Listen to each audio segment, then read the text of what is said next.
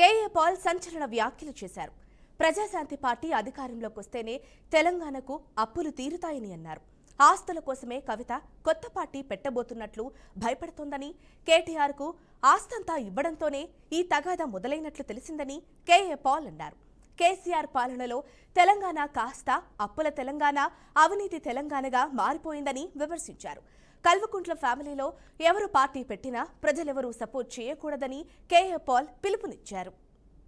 షర్మిలాయే జగన్ సొంత సిస్టర్ అయి దాదాపు 2 సంవత్సరాలు పాదయాత్ర చేసి పదవి ఇవ్వలేదని, అలాగే ఆస్తులు కూడా లక్షల కోట్లు తనకు దక్కవలసింది దక్కలేదని పార్టీ పెట్టడం, తర్వాత ఆ పార్టీని కాంగ్రెస్లో విలీనం చేయడం, ఇప్పుడు ఆంధ్రప్రదేశ్లో కాంగ్రెస్ పార్టీకి చీఫ్గా ఉండడం, రేపేం చేస్తుందో మనకు తెలియదు. మరలా అదే విధానంగా షర్మిల పెట్టినట్టే కవిత ఒకవేళ పార్టీ పెట్టి తన శక్తిని బీజేపీకి చూపించుకొని ఆ తరువాత బీజేపీలో విలీనమేనా కావచ్చు, లేదా పార్టీ పెడతానని భయపెట్టి నాకు రావలసిన ఆస్తులు, ఎందుకంటే కేసీఆర్ గారు 10 సంవత్సరాలు తెలంగాణని పాలించారు.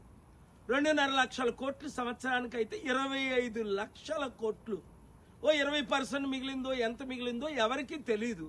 ఒక 5 లక్షల కోట్ల ఆస్తి అంతా కేటీఆర్కే ఇచ్చి నాకు ఇవ్వలేదని ఆస్తి తగాదాలున్నట్టు కూడా నేను వింటున్నాను.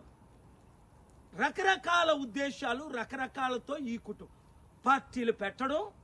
కానీ ఇక్కడ ముఖ్యమైన ఉద్దేశం ఏమిటంటే ఈ దొంగ రాజకీయ నాయకుల్ని, ఈ దోచుకునే వారిని, ఈ కుటుంబ కుల పార్టీల్ని ఇంకా బహుజనులు నమ్మడమే. ఇంకా అరే ఇప్పుడు రేవంత్ రెడ్డి ఫెయిల్ అయిపోయాడు, మరల కేసీఆర్ వస్తే బాగున్ను. కానీ అరే కేసీఆర్ పాలనలో బంగారు తెలంగాణ 7 లక్షల కోట్లు అప్పు అయిపోయింది.